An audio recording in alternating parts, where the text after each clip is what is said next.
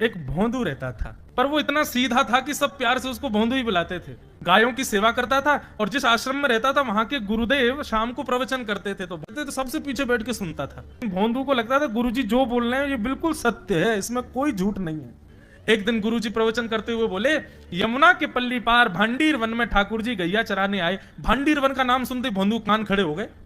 बोले भांडीर वन तो मैं जाता हूं गैया लेके, मुझे तो कभी मिले नहीं वहां पे। अरे मुंह में ही कमी होगी, मुंह में ही सामर्थ्य नहीं होगी उनको देखवे कि मैं ही नहीं देख पाए होंगे, वो तो आते होंगे वहां पे, मुझे ना दिखे होंगे। भोंदू ने पहली बार जिज्ञासा करी, गुरुदेव ठाकुर जी दिखते कैसे हैं? तो गुरुदेव भी हंस गया, अच्छा भोंदू पूछ रहा है, बैठ जाओ बताते हैं। मोर मुकुट पहनते हैं ठाकुर जी, और बोले दो कान हैं लेकिन कुंडल एक ही पहनते हैं। ठाकुर जी ऐसे पुष्प तोड़ के कान के ऊपर लगा लेते हैं, दोनों कानों में एक ही कुंडल को फेर फेर के पहनते। ठाकुर जी पीली पीतांबरी, ऐसी ठाकुर जी पीली पहनते, पीली पीतांबरी। माला कैसी पहनते हैं आती है, ठाकुर जी ऐसी पहनते हैं पूरी पैरों तक जाए।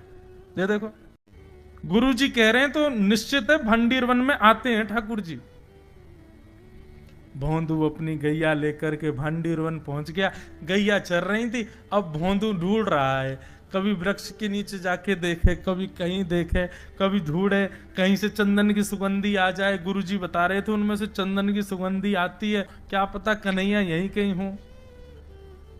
इतने भाव से, इतने प्रेम से और इतने भोलेपन से ढूंढने लगा ठाकुर जी को, और ठाकुर जी नहीं मिलते ना तो अपने आप को ही कोसता, मुंह में योग्यता ना होगी यही मारे ना मिल रहे, ठाकुर जी तो यही है। गुरु जी की बात गलत नहीं है, ठाकुर जी तो यही है। उसके उस सहज भाव पर, उसके उस सरल भोंदूपने पर ठाकुर जी रीझ गए। और इतने में ही भोंदू हताश निराश उदास बैठा था, खुद को कोस रहा था, मुंह में योग्यता ना है, मुंह ठाकुर जी मिलना है रहे। इतने में ही देखा सामने से असंख्य गायों का झुंड आ रहा है, और भोंदू ने जैसे उन गायों को देखा, ऐसी गाय कभी देखी नहीं, अलग गाय, सींग चमक रहे हैं, सींगों के ऊपर के भाग में सोने चांदी मढ़े हुए हैं, ऐसी ऐसी सुंदर सुंदर तंदुरुस्त गैया।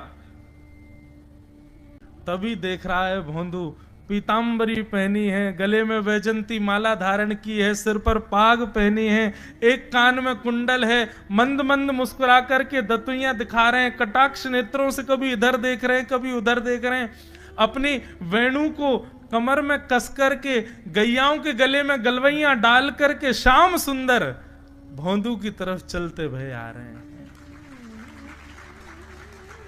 ये दृश्य देख करके हाथ पांव कांपने लगे भोंदू के। उसको लगा मेरे पास तो आएंगे ही नहीं है, वहीं से मुड़ जाएंगे, अब मैं उनके पास जाके उनको असहज नहीं करूंगा, यहीं से देख लूं, यहीं से प्रणाम कर लूं। लेकिन जैसे जैसे प्रणाम करके ऊपर देखता, ठाकुर जी और पास आ रहे हैं, और पास आ रहे हैं, और पास आ रहे हैं। जैसे ही ठाकुर जी आकर के बैठे, भोंदू के पास शब्द नहीं है, हाथ पैर कंपित हो रहे हैं, उसको सूझ ही नहीं रहा करूं क्या मैं, इनके लिए क्या बिछाऊं, कहां बैठाऊं। ठाकुर जी ने अपने आप ही भोंदू के गले में हाथ डाली, अरे तेरा नाम कहा है? जैसे ही ठाकुर जी ने नाम पूछा, भोंदू अपना ही नाम भूल गया, बोले मुझे याद ही नहीं मेरा नाम क्या है, पर प्रेम से सब लोग मुझे भोंदू बुलाते हैं। अब तो भोंदू नाम सुनते ही ठाकुर जी ताली दे दे के हंसने लगे, तेरा नाम भोंदू है? बोले हाँ मेरा नाम भोंदू है। और ठाकुर जी आपको अच्छा लगो? बोले हाँ बहुत अच्छा लगो। आपको नाम कहा है? ठाकुर जी बोले तुम वो ना जाने? बोले जानू तो ना हूं, लेकिन गुरु जी ने जैसो रूप बताया वैसो ये आपको, तो आप कहीं नंद नंदन तो नहीं हो?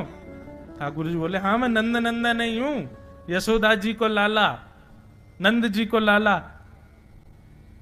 भोंदू बोलो जय हो भगवान, आज आपके दर्शन है गए। गुरु जी और सब बालकन को तो आप शायद रोज ही मिलते होंगे, लेकिन मैं ही अभागो, मुंह को आप आज ही मिले हो। ठाकुर जी बोले अब चल बात मत बनावे, जल्दी कछु खवा, मुंह को भूख लग रही है। भोंदू एक कपड़े में रोटी बांध के उसमें मिर्च और गुड़ रख करके लेके गया। 2 रोटी थी। भोंदू ने जैसे खोली, एक रोटी ठाकुर जी के सामने धर दी, एक अपने पास रख ली, बोले मैं भी तो खाऊंगा। ठाकुर जी ने बढ़िया रोटी ऐसे घुमाई और प्रेम से गुड़ खामे और रोटी पान लगे प्रेम से। और ठाकुर जी तो चप चप करके नेक देर में पा गए। भोंदू तो भूल ही गयो, मुँह खानो भी वो ठाकुर जी को ही देख रहा है। ठाकुर जी बोले और जोर की भूख लगी, ला अपनी रोटी दे दे। भोंदू बोलो मुँह को भी भूख लगी है। बोले अच्छा चल आधी आधी खा ले, या मैं ते आधी तू खा ले आधी मैं खा लूं, दोनों खा लिए। कल ते नेक्स्ट से ज्यादा सी रोटी ले आइयो, भूख ज्यादा लगे। और सुन यही समय आइयो, मिलूंगा कल भी तोते। ठाकुर जी अपने मार्ग पर चले गए। भोंदू इतना प्रसन्न है, बोले आज मुझको ठाकुर जी मिल गए। गुरुदेव के प्रवचन का समय होगा, भोंदू पीछे जाके बैठ गया, अपने गुरुदेव को प्रणाम करे, इनकी कृपा से ठाकुर जी मिले। उसने किसी को नहीं बताया, उसको लगा सबको ही मिलते हैं भगवान, मुझे ही मिले हैं बहुत दिन बाद।